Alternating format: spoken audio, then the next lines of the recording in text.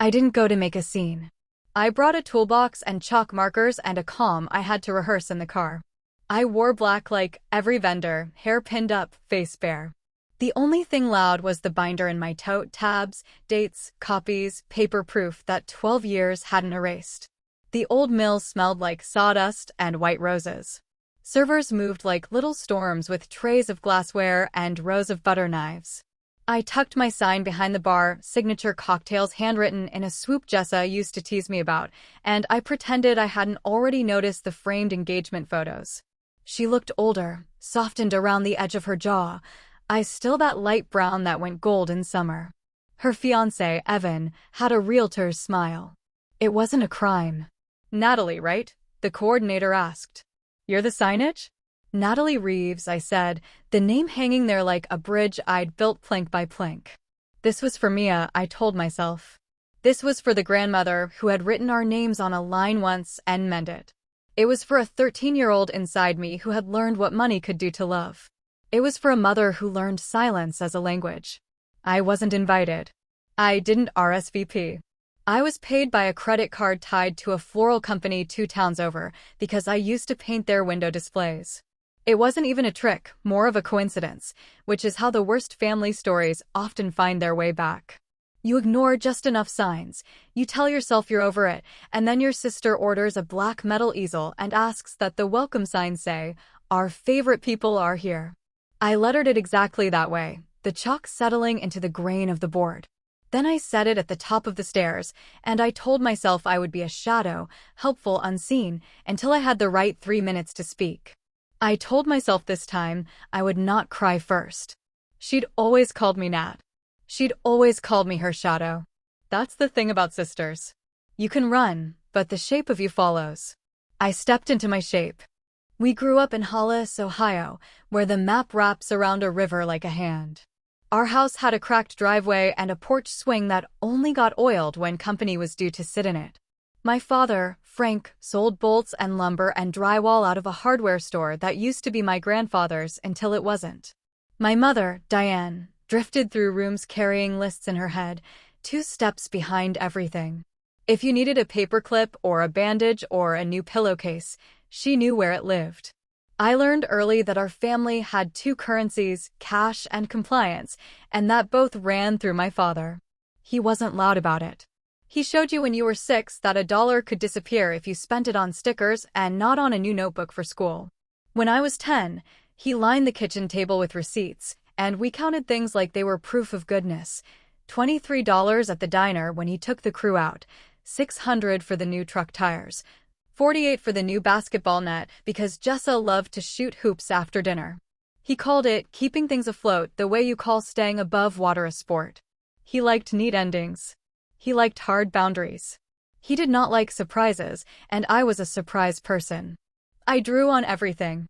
I covered my shoes in little stars. I drew on the back of homework, then forgot to hand it in because the art part mattered more.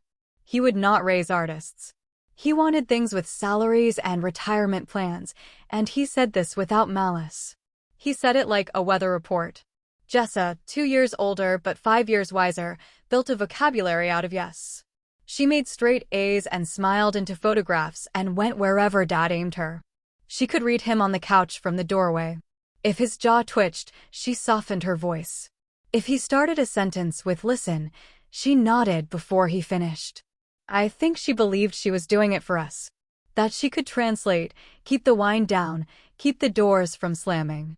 If I was a match, she was a bucket of water. In 7th grade, I painted our school's banner for the Kiwanis parade. My art teacher, Mrs. Weller, gave me the key to the art room so I could work after hours. When Mr. Cobb from the Gazette did a piece on the parade and they ran a photograph of the banner, my name showed up under the image in tiny italics. I tore it out and taped it inside my closet. My father saw it and asked, "Does that come with a scholarship?" My grandmother, Mabel, dropped her ring of keys on the counter and said, "Let the girl have a thing." Her keys always made a sound, the kind that told you she'd been a person before she was anyone's wife or mother. She lived in an apartment above a tailor's shop. When she hugged you, you smelled laundry starch and peppermint. She put $5 in my pocket every month and whispered, "For a little life," like she was bribing me to keep my own. She and Grandpa had set up 2 small trust accounts for each of us before he died. It wasn't much. It was what a lifetime of quarters turned into when you didn't spend them on lottery tickets. My dad was named trustee. I didn't know what that meant then, just that Grandma liked rules and backups. Like me, she made little things line up. When she died the summer I was 16, we ate ham sandwiches with the neighbors, and everyone told us how lucky we were to have had her. Luck tasted like lukewarm lemonade and my mother's damp color. Dad took me to the bank on a Tuesday. He said, "This is formal, you're not getting a check. It's structured." He explained the plan like he was teaching a class someone had forced him to lead. "It can be used for education or a down payment, something that builds," he said. I said, "Like art school," half joking, half hope. He said, "Like engineering." I pushed back quietly. I applied to a state university for design anyway. Mrs. Weller helped me piece together a portfolio. I took photos of everything in the house that wasn't nailed down. I wrote the essay about the Kiwanis banner and my grandmother's keys. When the acceptance packet landed in the mailbox in April, I opened it at the curb. The pages shook. The word yes can look like a country. I walked into the kitchen with it, and my mother put both hands on my cheeks and laughed like wind chimes. My father said nothing for a whole minute, then, "We should sit down." The next week, he brought me to the bank again, and this time he didn't look at me when he said, "The trust was used to cover the store's line of credit." He lined up the words like a defense. We were upside down after the flood, payroll was due, and there was no choice. "It's still for the family, it still builds. It kept us," he stopped himself. "It kept us." He wore a suit. I wore cutoffs and sandals. I said, "It wasn't yours alone to decide," in a voice that felt like a stranger trying on mine. He sighed and told me life wasn't fair, that the world didn't make exception for feelings. He said I could take out loans like everyone else. He said, "Grow up." I was 17. Jessa and I fought in whispers in the laundry room that night. She said the store needed it, like she believed it down to her bones. I said, "Grandma didn't give her money to the store. She gave it to us." She said, "We are the store." We both became daughters of the same man differently. The end came fast. 3 days later, Dad found the art school deposit form on the counter and a list of supply costs in my backpack. We all stood in the kitchen like a theater blocking exercise, each at an angle to the others, saying our core lines. He said, "No," I said, "Yes is already in motion." He slammed his hand on the table. It wasn't a strike. It was punctuation. It was noise. In July, I moved in with a coworker from the cafe. I left my key on the porch ledge and a letter on my mother's pillow. I took my skateboard, my sketchbooks, and my grandmother's ring of keys I had stolen from the hook after the funeral. It wasn't clean. It was the only way I knew. I changed my last name to my mother's maiden, Reeves, 2 years later when I saved enough to file and to pay the fee for a notarized request without alerting my father. Not everyone will understand the subtle violence of letting go of your own name. People think it's a wedding word. It can also be a boundary. 12 years is longer when you count it in holidays you didn't attend. By 26, I hadn't become a design star. I had become the sort of person who made a rent check stretch and learned which thrift stores put out their good stuff on Tuesdays. I worked 3 jobs in a 1-bedroom on the east side of Columbus.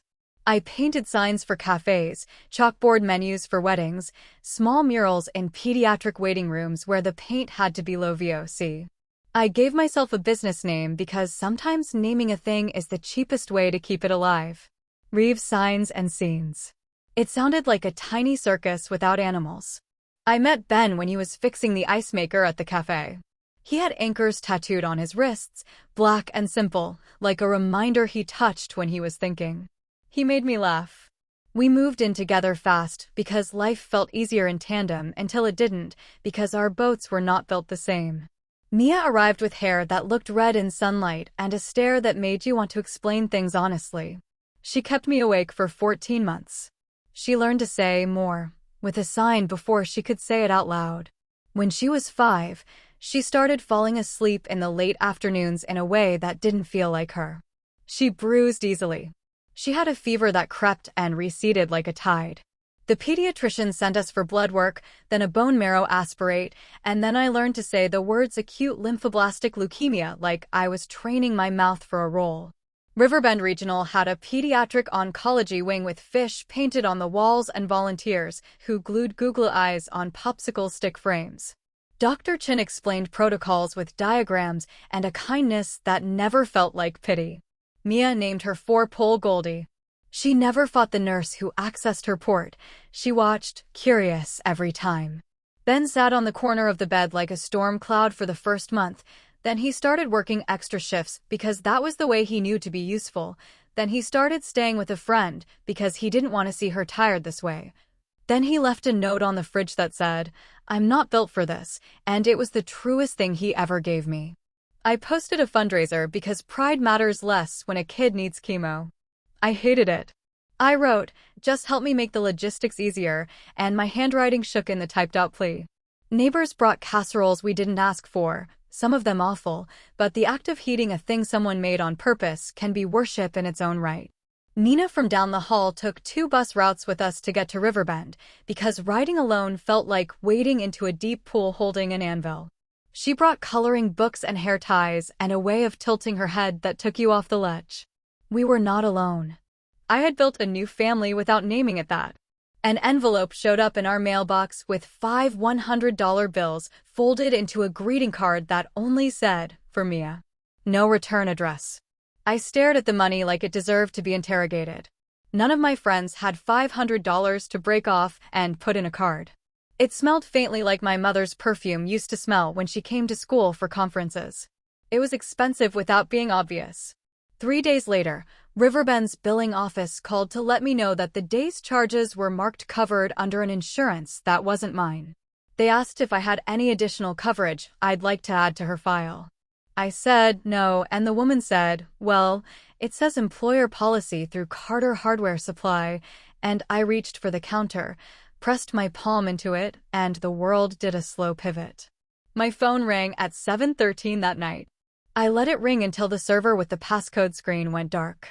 Then I picked up. He didn't say my name right away. He said, "She's on the plan." He said it like a relief. He said, "It resets in January. We might adjust then, but we can talk," like we were in a quarterly meeting.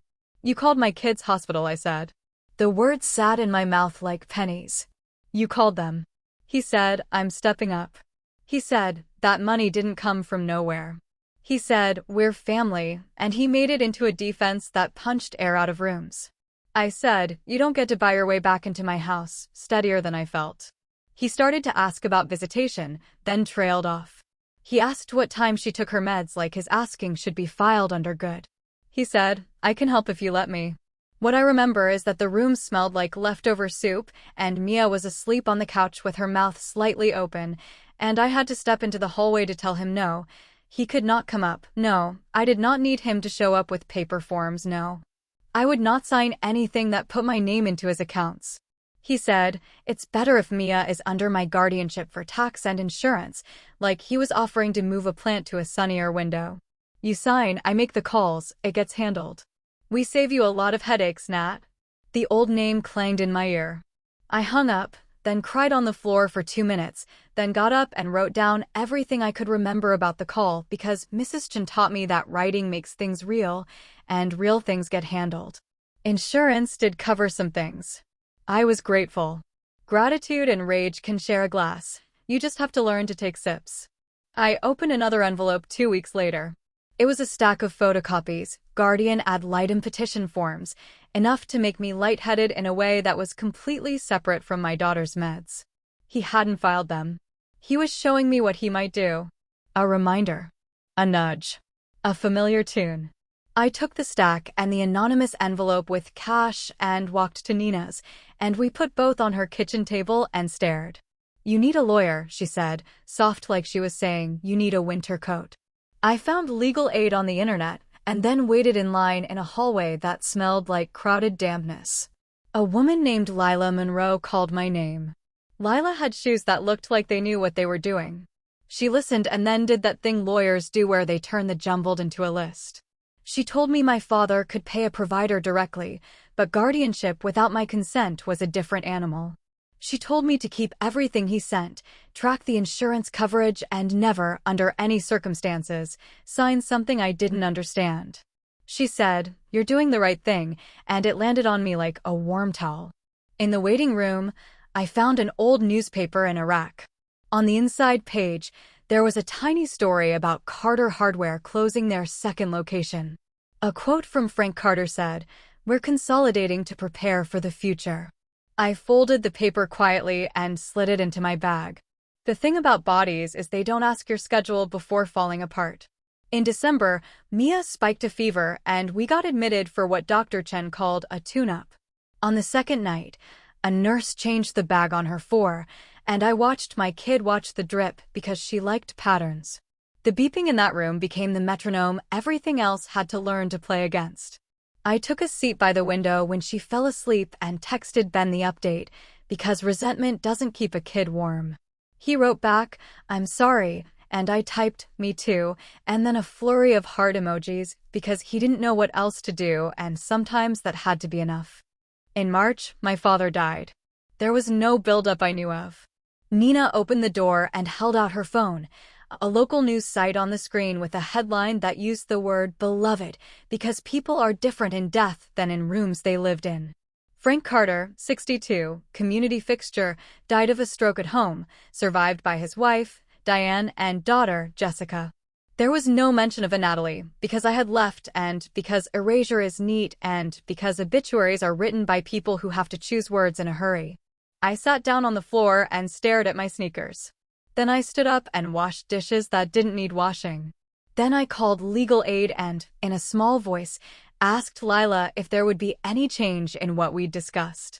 She said probate would get interesting. She said, "I'm sorry for your loss, the way a person says a thing because it applies whether or not everyone believes it." She asked me if I planned on going to Hollis. I said I didn't know. The funeral was at Maple Crest Funeral Home, the same place they'd handled Mabel's urn. Maple Crest has a carpet that hides stains and a backdrop with trees. I stood across the street under a line of sycamores and watched people file in. It was easy to picture myself as a ghost because ghosts get to watch without changing anything. Jessa stood at the front, hair sleek, dress black and clean. She read something from a card and then folded her hands like she was catching herself. My mother sat in the front row and held a tissue like it was permission to be soft. People hugged them in endless loops. I watched, and I counted the loops like counting would keep me from crossing the road. When the crowd thinned, I walked to the side door. I didn't go in. I waited until my mother came out, left alone for a tiny minute while someone went to get the car. She held a small purse in both hands like a prop she wasn't sure how to use. Up close, her face looked like the map of Hollis, shaded, marked, too familiar. She saw me and stopped moving. No drama. No flinging of arms. She closed her eyes like she'd heard music. She opened them and said, "Natalie," on a breath. Then, quieter, "I made you coffee wrong for 10 years because you never explained how to do it and I was too stubborn to ask." It was not what I expected. It was as good as anything and it ended me. "I didn't come in," I said, stupidly. "You're here," she said, and that felt like a type of coming in. We stood on the sidewalk and didn't touch. We both seemed afraid to break the barrier that had calcified. Her hand trembled. "He was going to call you," she said. "He wrote your number on a sticky note and put it in his wallet." I thought of the envelope with cash. Of the Guardian papers. "To ask me for something," I said. "To fix things," she whispered. "Sometimes those are the same." We looked at each other for a full minute. She said, "Jessa wouldn't want you to come inside today." It wasn't cruel. It was a fact. She was practicing saying facts. "Okay," I said, because there are moments when you keep a particular fight off the sand where it can't stay up. "After," I said. "I'll wait till after." After meant probate, a word that makes people's throats dry. Legal aid explained that my grandmother's trust had been under my father's control as trustee and that, depending on how the documents were written, he was supposed to act in our best interest. The will he'd left named Jessa as executor. A copy of it got filed at the county courthouse, which is public. I put Mia in the wagon for a walk to the library and printed the pages there because my printer was out of ink. Jess's email address showed up on the notices filed. I wrote to it from my Reeves business account. I said, "I'm sorry for your loss," because I was. I said, "I would like to talk about Mabel's trust." I included my number. It bounced back with an auto reply that she was out of office for bereavement. 2 days later, I got an email from a man named Calhoun, the estate attorney. He asked that all correspondence go through him moving forward. "Ms. Carter is managing a lot," he wrote. There was a scan of a will attached. My name did not appear. By the next afternoon, a check arrived at our door. $2,000. No note. I put it in the binder under a tab labeled, "This is how." When grief hits some people, they get generous. When it hits others, they turn into lockboxes. I don't know what grief did to Jessa. She posted one photograph of a morning sky with no caption. She scheduled a town hall at the store to thank customers. She didn't call me. I tried once more. She wrote back, 2 lines, "Don't do this right now. Please." Lila read the will again and underlined a sentence about discretionary distributions for maintenance, health, education. She told me the phrase has teeth. She told me trustees pay tuition for children who want to be plumbers and doctors and artists, because the question is not whether the path pleases them, it's whether the funds serve their life. She asked me if I had copies of how the funds were used in 2009 during the flood. I didn't, but the bank had records, and so did vendors with good filing drawers. I made phone calls late at night like a detective in a show where nobody gets shot. The owner of a flooring company, a man named Witt, remembered Frank Carter crying at his desk quietly and signing a cashier's check. He remembered an envelope of cash that made him uncomfortable. He remembered that he didn't deposit it all at once because the bank would ask questions. He wanted to help because his wife had been a nurse at Riverbend until her knees gave out. He faxed me a line of transactions with little notes like, "From F. Carter Trust." I put the printouts in the binder, next to the fundraiser page for Mia with the comments from people who signed with only their first names and wrote things like, "Wishing your kid less pain." I printed the insurance explanation of benefits that showed coverage through an employer group that no longer existed because my father had died, but was still getting billed because the world is an escalator without a stop button. I underlined numbers with a ruler like a child with a brand new set of highlighters, because some habits don't break, they come home dressed nicer. Jessa posted an engagement photo 5 months later. She ran her toes into the sand at Alum Creek. Evan wore a sweater too hot for August. The caption said, "We are all right," and I wanted to be petty about it. I wanted to let that be a weapon, and instead I put my phone face down, made Mia a bowl of strawberries, and promised myself I wouldn't let a wedding turn into a battlefield. Then I got an invoice from Riverbend that the insurer had denied. And I got word from the courthouse that the hearing to approve the final accounting for the estate was set for the same week as the bridal shower. And one of my calls came back with a box of my grandmother's papers my mother had stored in the attic and then asked the neighbor to mail me because she didn't know what else to do. I opened the lid on my bed, and the smell of paper and attic dust came up like a history. Mabel's cursive ran across the top of a legal pad sheet, neat and clipped. There was a letter folded into a yellow file. There were bank statements with her notes in the margins. There was a copy of the trust's first page, where our names sat next to the words, "Equal share." She had underlined "equal" 3 times. I held the paper to the light like a person checking watermarks. I put it in the binder. I tried to do it gently. I swear. The hearing took 15 minutes on a gray Tuesday in September. I sat in a chair designed to make you feel like a child and kept my hands folded so I wouldn't drum on my knees. Jessa wore a navy dress and shoes that clicked. She didn't see me. It wasn't hiding. I just sat behind a column. The judge this county got recently was a woman in her 50s with a face that tells you she knows when she's being played. Mr. Calhoun recited a summary of assets and debts. He used the word prudently 3 times. The judge asked if all beneficiaries had been notified. Calhoun said, yes, both of Frank Carter's named heirs were present or represented. Jessa nodded. I didn't make a sound. Lila had told me to keep quiet unless asked. When the judge signed the order approving the final accounting and closing the estate, my lungs did a little flinch. Then Lila stood and said, "Your Honor, we'd like to enter supplemental documentation regarding an earlier trust managed by the decedent as trustee. There seems to be a discrepancy." The judge looked at her with that face that says, "We don't like surprises, but go on." Lila handed up photocopies with Mabel's notes and the line where education lived as a word that met me at 17. She said, "Ms. Reeves is a beneficiary." She was omitted in practical terms, though not in the trust's language. The judge looked at me then like the camera finally caught up to the supporting character. I raised a hand. "Here," I said. Calhoun did not roll his eyes. "He is not a cartoon." He said, "We're willing to discuss equitable remedy, because that's a sentence men like him can say without gagging." The judge suggested we all go into the hallway and not come back until we'd agreed on a plan that didn't make her calendar worse.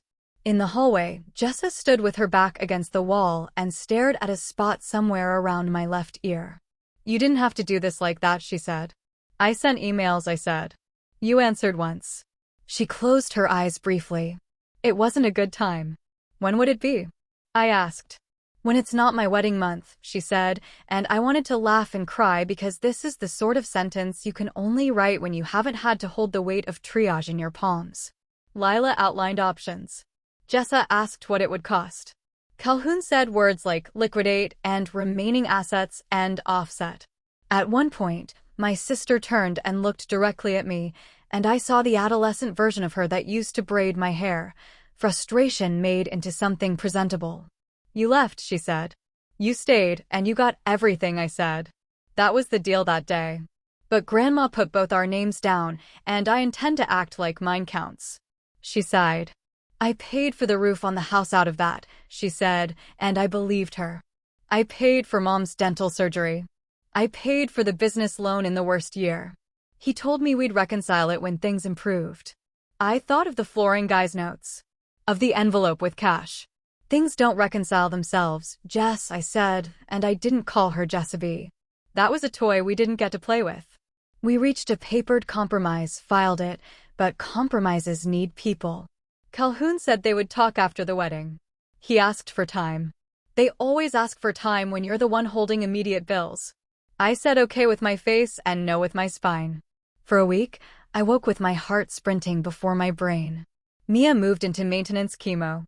She went to school 2 mornings a week at Hollis Elementary for art and music, masked and cautious, hand sanitizer hanging from her backpack like a tiny talisman we don't call a talisman. Ms. Beatrice, the school counselor, called me to ask how to help her talk about her hair loss with the other kids without making a classroom out of it. I said, "Kids can hold more truth than we give them."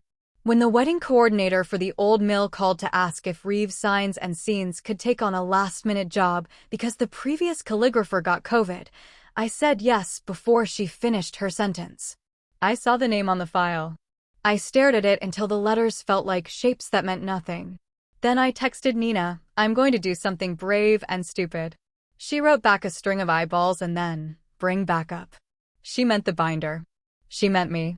I sat in my car the night before the wedding and recorded a voice memo on my phone, just in case I didn't get a chance to say what I needed to say, just in case I chickened out, just in case. "Jess," I began and deleted. "Jessa," I said again, slow. "I came because this and because that," and the words sounded flat and tinny in the car, a confession to a dashboard.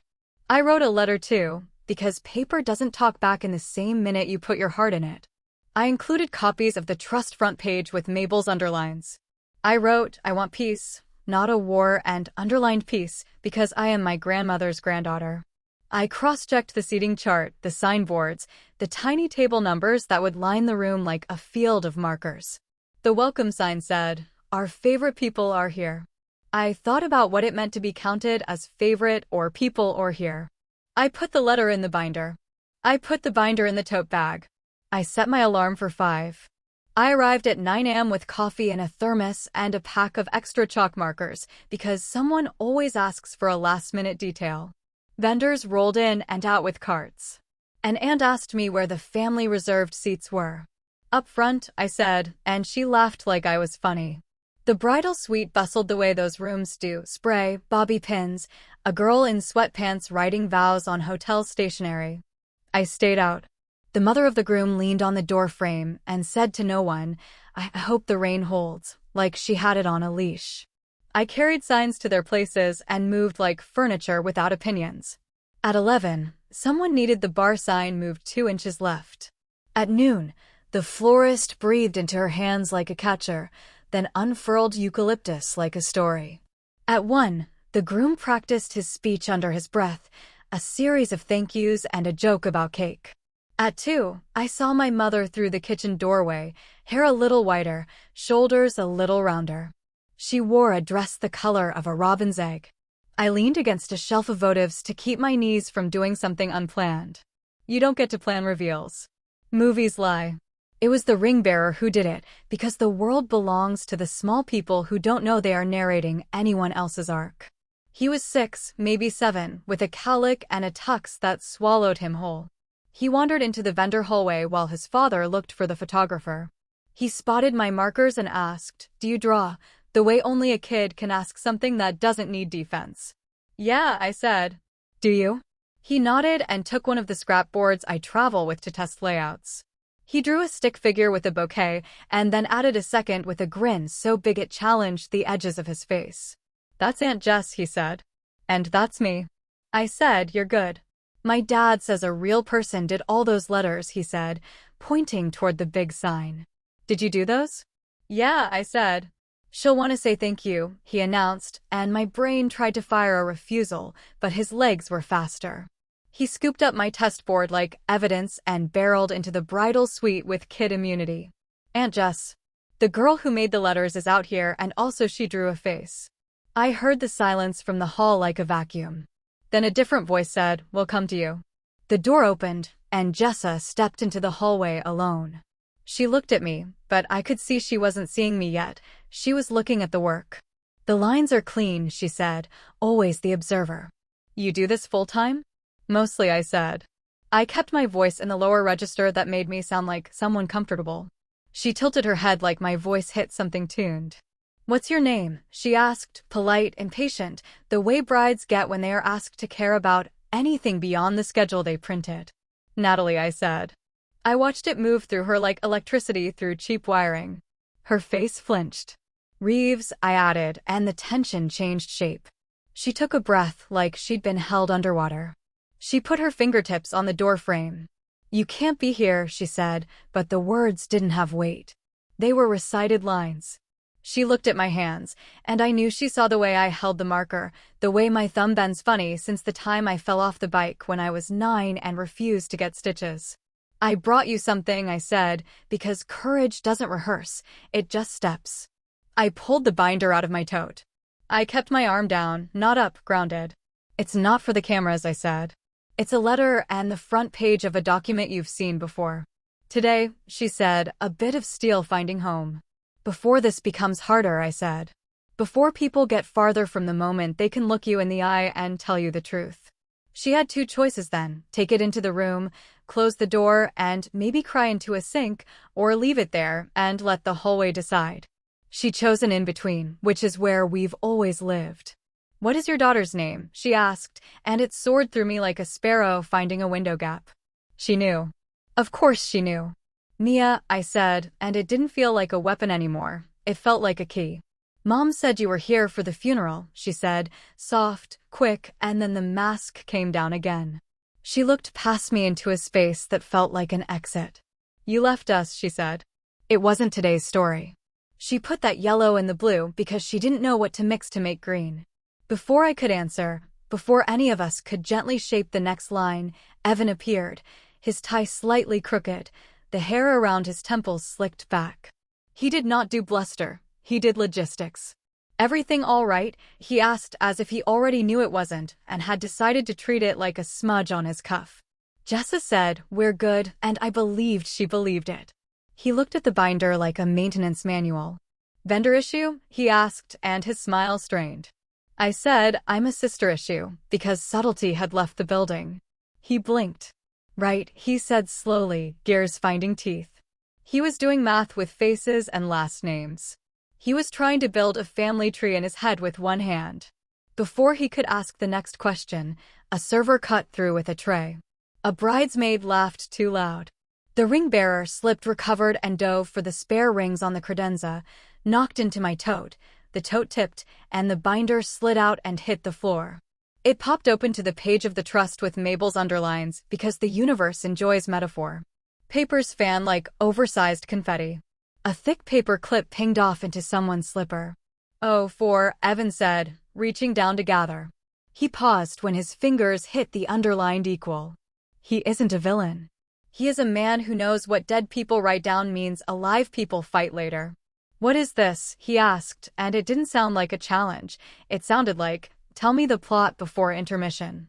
I crouched down and grabbed the stack of EOBs. "Family business," I said. "The kind that leaks." My mother slid around the corner then, called by the gravitational pull that happens when history opens in public. She saw me and covered her mouth. She took 2 steps and then stopped herself. "Girls," she said, and the word was a photo album no one had asked to open. "Mom," Jess said, white knuckles on the doorframe. "We're fine." "Equal," my mother read out loud because it was right there on the top page, Mabel's handwriting, a ghost that knew when to arrive. "Equal," she said again like a liturgy no one could misinterpret. Evan looked between our faces.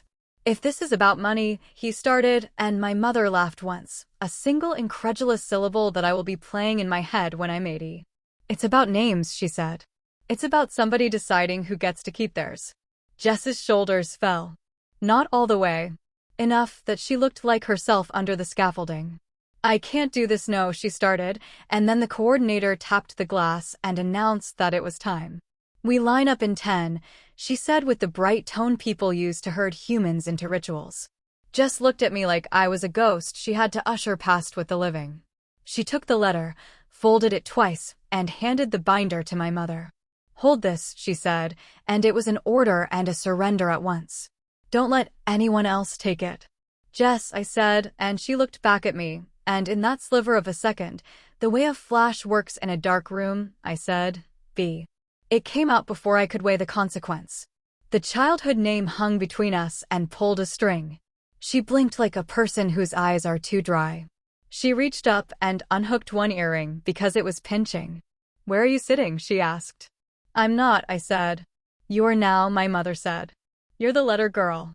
And for once in my life, the quartets of a thing didn't matter. They just made up a chord. We made a new plan in 15 seconds. I would stand at the back. I would not be introduced. I would be a person who watched, threaded through the room by duty. The coordinator asked my name for the program, and I said, "No need." Behind me, the cocktail sign shined with clean white letters. When the music cue came, I felt my knees go weak in a way that would have been funny in any other setting. Then I moved, and everybody else did too, and the hallway emptied of our crisis, while carrying our crisis into the room like a scent. The ceremony went on because ceremonies are machines you have to turn off with intent. People cried at the right places because our bodies learn cues. The officiant told a story about a first date where the waiter brought the wrong order, and they ate it anyway. He said they were adaptable. I stared at the back of my mother's head and tried to think of only hands, how they found each other and lifted things and placed rings, which is a bigger subject than it gets credit for. After, in the swirl of photos and cake and speeches, I moved like a person who had been given permission to stay and not to speak. I refilled the water at the cake table and made sure the chalk didn't smear on a sign someone set down in the wrong place. I took Mia's call outside at the top of the steps. "Did you take your anti-nausea?" I asked. "Yes," she said, then, because she doesn't do small talk. "Are you at a wedding?" "I am," I said. "Are they happy?" she asked, which is a strange big question for a 7-year-old to ask, unless you consider that sometimes the little ones know precisely what needs asking because the big people have made a mess around it. "They're trying," I said. "We all are." "Don't forget to eat," she said, because she has inherited the matriarch gene that looks out and nags and loves. "I won't," I said. "I love you." "I love you too," she said, then, "Can I have a popsicle?" I said yes like I was handing her a scepter. Inside, a cousin cornered me without knowing who I was and asked me how long I'd been doing calligraphy. Since I could hold a crayon, I said, and he nodded like every detail made the world more attached to the floor. Evan found me near the bar. He looked like a person who hadn't told his mother something important and was about to. I spoke to Calhoun, he said, low. He says we can propose a structure over 12 months to make it right. I don't want 12 months, I said. I want my name treated like it's not an asterisk. He rubbed the back of his neck. We can't undo, we can only move forward. That's true, I said. I don't hate him. He walked into a movie playing mid-scene. He assumed the script was the same as it looked from the seats. Moving forward sometimes involves moving money, I added, because poetry only leads so far. He nodded. I'll talk to her, he said. After, I said, and it didn't feel like a delay tactic. It felt like the right boundary for that hour. Halfway through the speeches, my mother slid into the seat beside me at the back. She held my grandmother's letter in both hands, folded and unfolded until the edges had gone soft. You left to survive, she said. We punished you for it by calling it betrayal. I just wanted to breathe, I said. I stood there the night you left and decided silence was safer than loss, she said. I chose wrong. Me too, I said, because it felt important that she didn't think she was alone in making wrong ones. But I would pick Mia 1,000 times. You know that, right? I know it, she said. What's she like? She looked hungry and scared and hopeful. She asks better questions than anyone I've ever met, I said. She negotiates for one more bedtime story, like she's presenting a case in court. She likes orange popsicles. My mother closed her eyes. Does she know about us? She asked, like the word us was a fragile thing. She knows her grandmother's name is Diane and her aunt's name is Jess. She knows they live in Hollis and that we are working on speaking. I paused. She knows you sent $500 once, even though you didn't write a name on it. Her head dropped. He told me not to put our name. He said it would complicate it legally, she said. I felt like a teenager sneaking out to smoke in the backyard, only the smoking was just refusing to be cruel for a minute. A slow dance song came on. People wriggled into pairs. The lights got softer like someone dimmed them with a thought. Evan's mother told the DJ to turn it up like that would fix anything. The ring bearer fell asleep on a chair near the sweetheart table. Life is always this, something sweet, something sideways, something you can't fold flat.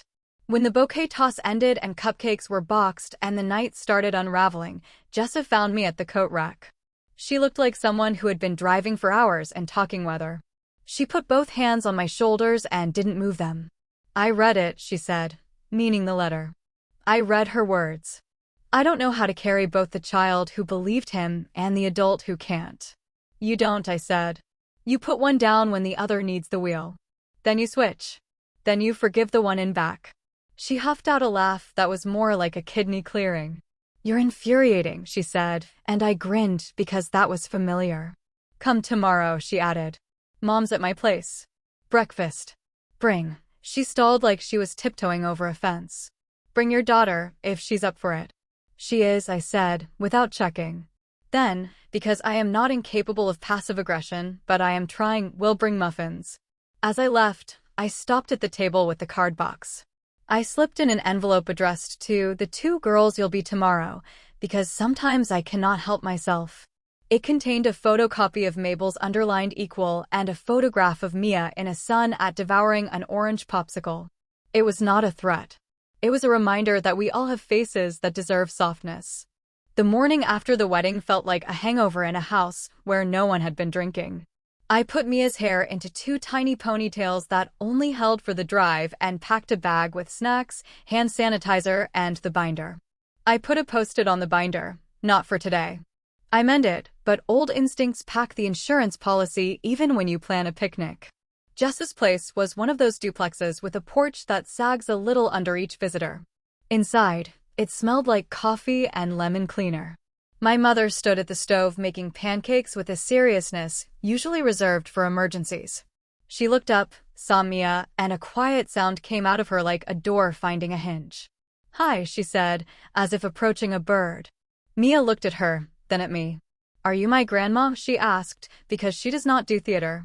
Yes, my mother said, voice steadying. I am your grandmother. Okay, Mia said, assessing, then redirected to the toaster because it popped, and you can always count on small appliances to make you the right kind of urgent. We sat at a table that had once been our childhood kitchen table, now covered in a new cloth. Jessa poured coffee into mugs that didn't match. She put an extra sugar next to mine because habits remember. We ate pancakes in a configuration that would have made Frank clear his throat to ask about salt being passed. He wasn't there, so we did not pass salt. "Tell me about the chemicals," Jessa said, which was her way of saying, "Tell me what you've been carrying." I laid out Mia's schedule, the pills, the checkups, the watchfulness. She nodded like she was making a study. She asked if kids were kind. I said, mostly. Also, sometimes kids teach adults. "I want to help," she said, simple, like a person not selling anything. "Then help with what's in front of us," I said. I pulled a stack of medical bills out of an envelope, not the binder, just the discreet ones we had to manage now. "I can pay. I'm not asking for a blank check. I am asking you to honor the paper from the box and what comes with it." She looked at the numbers, then at me. "I'll sell the canoe," she blurted, "because sometimes we reach for concrete things that get us started. We never use it." She wiped at her eye with the heel of her hand. "I will call Calhoun after lunch. I'll tell him 12 months is a joke. We will fix this." "Some of it cannot be fixed," I said. "But we can build new pieces." My mother poured more coffee in my cup like she had been waiting 12 years to do it right. She leaned back in her chair and looked at Mia for a long minute in a way that made my throat hurt. "I wrote you a letter 4 years ago," she said to me. "I never mailed it. It's in the top drawer of my dresser." I kept not sending it because I couldn't make it explain all the missing. "Bring it down," I said. "Let it be bad at the explaining. Let it be something you did." She went upstairs. Jessa and I sat in the kitchen with the light making a pattern on the linoleum like old times. Mia finished her pancake and asked if she could draw on the placemat. "You can," Jessa said, sliding over a cup of markers like her hands were designed to pass that to her. "Will the judge take away my house?" Jessa said suddenly, in a whisper she seemed ashamed to let out. "If we admit." "We're not putting you on trial," I said. "We are sending a message to dead habits that they don't get to pick us apart while we're alive." She exhaled. "I didn't lie in court," she said. "I just didn't invite a truth I didn't want to meet here." She touched the front of her own chest. "You believed him," I said. "So did I, until it cost me everything I could carry." "Until it cost you your name," she said, and we looked at each other like we were reading a script we hadn't known we'd wrote together. "Do you want to keep Reeves?" "Yes," I said. "It's the one that lets me sleep." "I'll stop calling you Nat," she said, a small smile cracking her mouth. "Unless you want it." "Only when you mean it," I said. She nodded. "I called you that because I thought he owned the rest." We heard our mother coming back down the stairs. She held a folded letter in her hand. She put it down next to the sugar and didn't clarify. She watched Mia draw a house with a big window and a person inside waving, and she cried without sound because sometimes the body knows volume is not the point. By the end of the day, we had a plan that felt like furniture you could sit on. Jessa called Calhoun and told him she wanted to settle within 90 days. We agreed to split the remaining liquid assets of the estate according to the original intent and to treat prior family expenditures as loans owed back to the trust to the extent possible. It wasn't perfect. It was a door that swung. Calhoun didn't love it. He asked if we understood the tax implications. "Yes," we said, and he sighed like a man who knows the difference between a client who wants out of a mess and one who wants to float in it. We spent the afternoon drawing on the porch. Mia handed her grandmother a purple marker and said, "Make a sun," and my mother made the kind of sun people put on greeting cards, big, with lines that make it look like it's sending messages. She wrote Diane under it in block letters, and I swallowed the lump that name still made. In the weeks that followed, things moved. Payments were wired. Agreements got filed. I signed fewer papers than I thought I would and more than I wanted to. The canoe sold to a man who planned to take his grandson out to fish. The hardware store's sign came down, and for a minute I missed the hand-painted letters like you miss a tooth you know needed pulling. Evan sent me a text with a screenshot of the bank transfer like a receipt for being decent. Jessa sent Mia a stack of detective stories in a series about a girl who solves problems by noticing what other people skipped. Mia read every normal chapter like a victory. The town started to talk because towns talk. Someone posted on the local Facebook group asking what happened to the Carters, not malicious, just curious the way people are. A woman commented, "Boundaries are good," and 3 people liked it, which in Hollis qualifies as a movement. On a Monday in November, Mia and I walked to the river to throw the last of the summer flowers from our balcony into it. It's a silly tradition. You throw dead flowers into moving water and watch them become something else. She asked, "Are we part of the family now?" like she was ordering a pizza. "We always were," I said. "We just couldn't find the door for a while." She nodded like this made sense in a 7-year-old way. She asked if Grandma was going to come to the winter concert if the school does it outside. I said, if she does, we will bring blankets, and I pictured my mother under a tartan blanket with a thermos of tea, and the image made me breathe deeper for the first time since July of something like 10 years ago. In December, the court registered that the trust was satisfied in both names. Legal words like "distribution complete" appeared under a docket number I had memorized without wanting to. I got a final invoice from Lila that I paid out of money that should have been mine all along. I sent her a thank you basket filled with cookies in motion to change of address forms as a joke, because I didn't know how to thank someone for being a quiet wall you throw yourself against that doesn't break you. We spent New Year's Eve in my mother's living room, the grandchildren inhabited only by Mia because that's what living looks like sometimes. We did a puzzle. Jessa fell asleep on the couch with a hand on a book about small claims court she didn't need anymore. Evan texted her a picture of him making chili with his nephew, and it made me decide that maybe we have to let people be new sometimes. Found folded in a yellowed file in my grandmother Mabel's handwriting, dated September 2008, a month before she died. To my girls. If this finds you, it means I am gone, and your mother had to decide what to keep. She will do what she believes is right. Be kind to her even if you disagree. I have left a small amount for each of you. It is not a jackpot, and it is not enough to save or ruin anybody. It is yours. Equal. Pay attention to that word. Equal does not always feel the same. It often does not look the same. But equal means neither of you is more entitled to a future that feels like yours. Education is in the paper because I want you to learn to think. That could be carpentry or law or painting on walls. It could be bookkeeping so nobody cheats you. It could be childcare because you get joy from that kind of work. It is not to be used for the store to convince a man that he has been a good provider. He is allowed to ask you for help. You are allowed to say no. If your father uses his name to make you feel small, remember, it is only a name he received from somebody else. The name you make for yourself is the one you will have to carry. Make it comfortable. You are not chairs. You do not have to be sat on. If you fight, act like you will need each other later. You will. Sisters are sometimes the only witnesses that any of this happened the way it did. Love, with peppermint on my breath and gray in my hair. Grandma Mabel. P.S. I put my ring of keys on the hook by the back door to remind you that everything worth having is either earned or handed to you by somebody who hopes better for you than they had. What I learned. I used to think that love was the opposite of boundaries. That if I love someone enough, I should be able to absorb their storms and call it weather. That to choose my name over the one I was given made me a traitor. It didn't. It made me accountable to a life I could stand in without holding my breath. What I learned is that the smallest person in the room sometimes asks the clearest questions, and the person who is worst at saying the hard thing might still find a hallway and say it anyway.